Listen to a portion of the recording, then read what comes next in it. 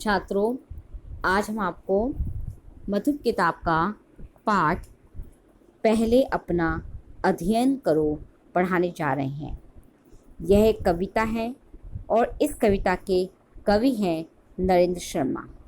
नरेंद्र शर्मा द्वारा रचित प्रस्तुत कविता का मूल शीर्षक है अध्ययन और अध्येता। यह कविता आत्म अवलोकन और आत्मचिंतन का महत्व बताती है। कवि हमें बताना चाहता है कि हम मिथ्या अभिमान से दूर रहें, दूसरों को उपदेश देना छोड़कर पहले स्वयं अपनी गलतियों से सीखें, जीवन को खेल ना समझें। यह जीवन कठोर परिश्रम और संघर्ष का नाम है। मृत्यु शाश्वत है, इसलिए कुछ ऐसे काम अवश्य करें जिससे संसार में हमारा नाम हो। तो चलिए पढ़ते हैं कविता। पीछे करना अध्ययन बंधु तुम औरों का, हो सावधान पहले अपना अध्ययन करो। पीछे दिखलाना आंखें औरों को पहले, अपने प्रति तो तुम बंद ना अपने नयन करो। कवि कहते हैं कि हे मनुष्यों, तुम दूसरों के बारे में कोई राय मत बनाओ। दूसरों में कमियां निकालने से पहले स्वयं की तरफ देखो, अपना आत्मचिंतन करो। दूसरों को उनकी गलतियों के लिए दोष देने से पहले अपने दोषों पर दृष्टि भी डालो। अभिमान तुम्हारा व्यर्थ की, तुम साधक विनम्र। तुम निरअभिमान होने का मत अभिमान करो। कह दिया किसी ने यदि तुम हो ज्ञानी ध्यानी, यह बात मानकर मत उसका अपमान करो। यश फूलों का पर्यंक नहीं अंगारा है, तुम शयन करो इस पर आपका दहन करो। हो सावधान पहले अपना अध्ययन करो। इन पंक्तियों में कवि कहते हैं कि अपनी विनम्रता पर अभिमान मत करो। तुम अपने निरअभिमान होने का भी अभिमान मत करो। यदि कोई तुम्हें ज्ञानी ध्यानी समझकर तुम्हारा सम्मान करता है तो उसे तुच्छ मानकर उसका अपमान मत करो। यह बात अच्छी तरह से जान लो कि यश और प्रसिद्धि को बनाए रखना फूलों की सेज पर सोने के समान आसान नहीं है, बल्कि अंगारों पर चलने के समान कठिन है। जग में नाम कमाने के लिए पहले सांसारिक कष्टों को सहना पड़ता है, सर्वस्व लुटा देना पड़ता है।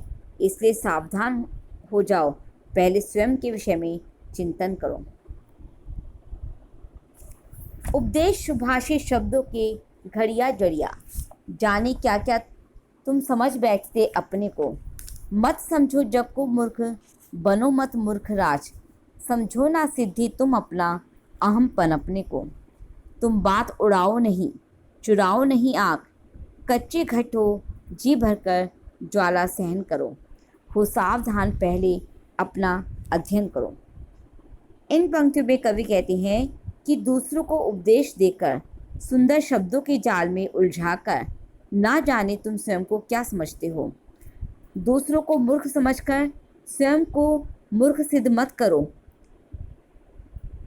बल्कि इसकी गंभीरता को, दूसरों की मजाक मत उड़ाओ बल्कि उनकी गंभीरता को समझो। तुम अभी कच्चे घड़े के समान हो। जिस प्रकार कच्चे घड़े को पकाने के लिए ज्वाला में तपना पड़ता है, उसी प्रकार तुम्हें भी संघर्ष की ज्वाला में तपना होगा। इसलिए हे मनुष्य, तुम सावधान होकर पहले अपना अध्ययन करो। मत समझो जीवन खेल खिलौना है जगती, बस एक खिलाड़ी हो तुम ही जीने वाले।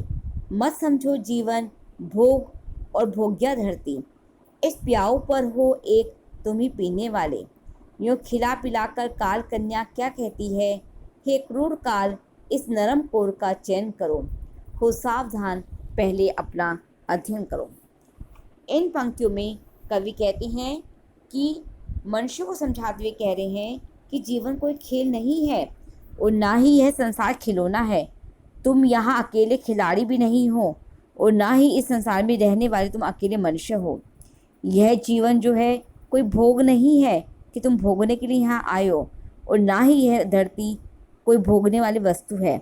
इसलिए जीवन में परहित के लिए भी कार्य करो, दूसरों की भलाई के लिए भी कार्य करो, क्योंकि जीवन क्षण भंगुर है, मृत्यु कभी भी आ सकती है। काल रूपी कन्या कोमल निवाले के समान कभी भी तुम्हें निगल जाएगी।